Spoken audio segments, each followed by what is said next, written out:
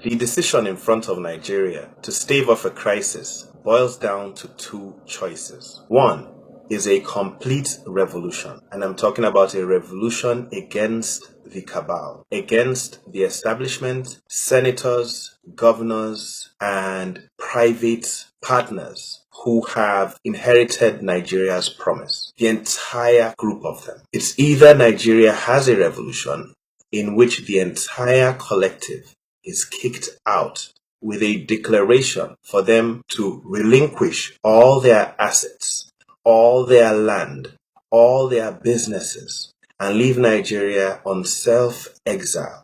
And this includes the National Assembly.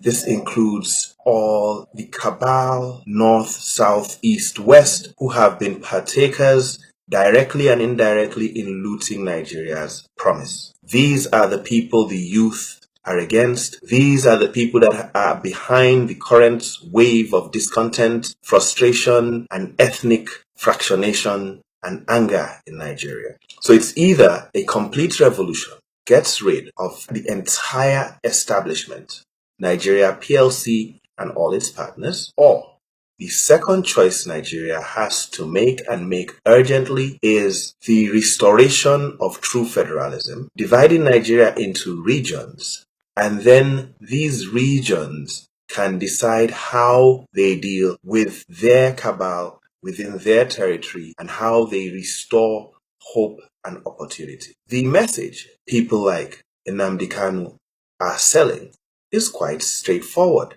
Nigeria's promise has been looted. The people are suffering. There is no tap water. Tap water we still don't have. Refineries do not work. Each government comes and says they want to sell the refineries. Why do they want to sell the refineries? Because the cabal want to buy them. As simple as that. Nothing works in Nigeria. And the reason why nothing works is because certain people hold on to all the promise.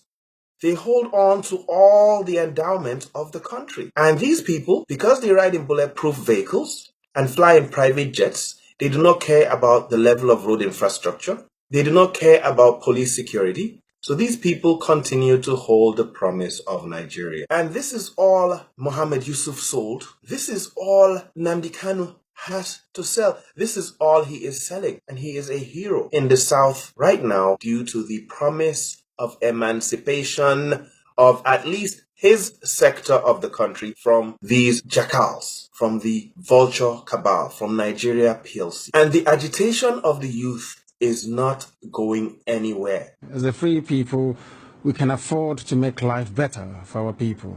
Nigeria is not a civilized country. People behave like animals. They are not reasonable enough. They're not disciplined enough. They are not mentally developed enough to run a transparent civil society.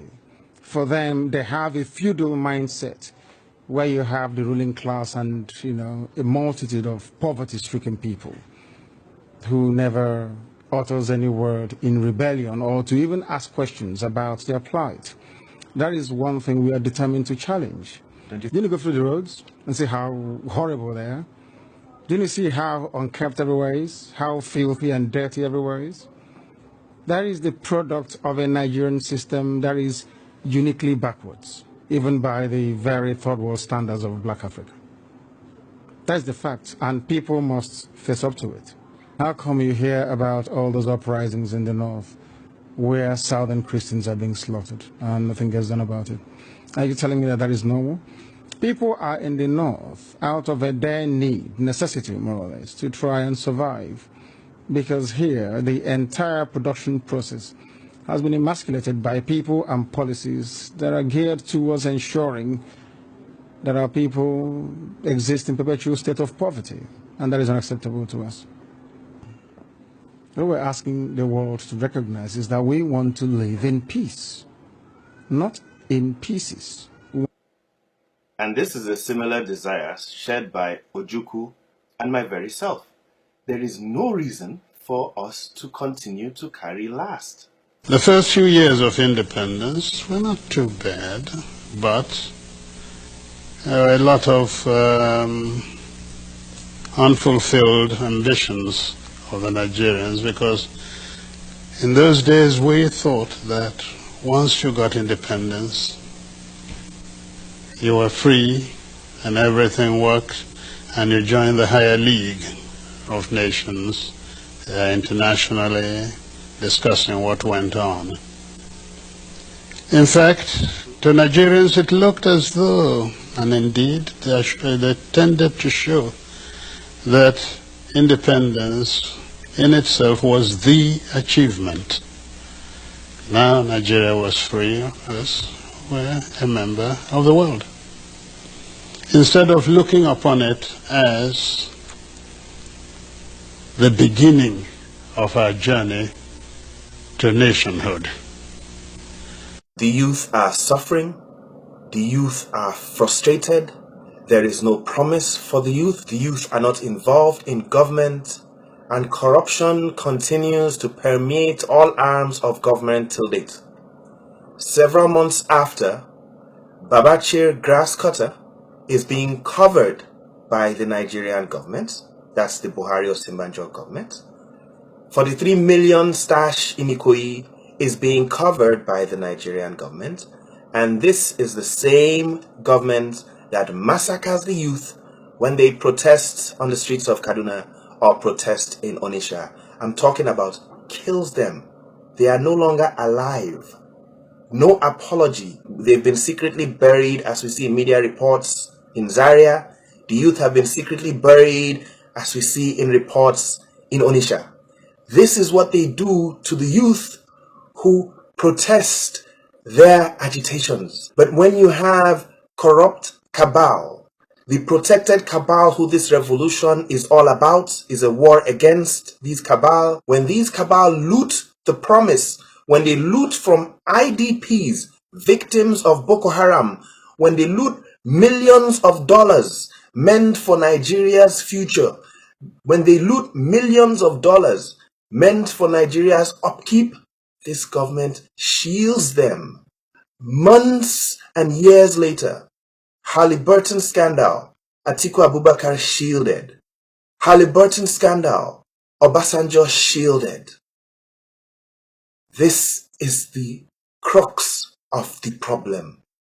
And this is what Nigerian youth have decided they shall have no more of.